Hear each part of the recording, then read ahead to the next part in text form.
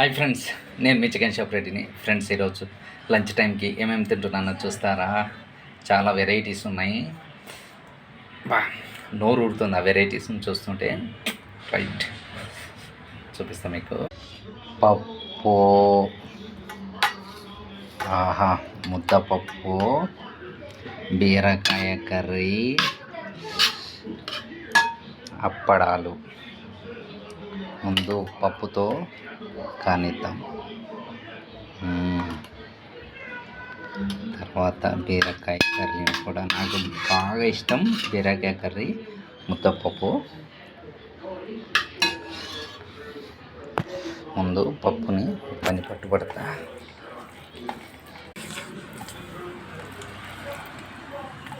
పప్పు అదుర్సు,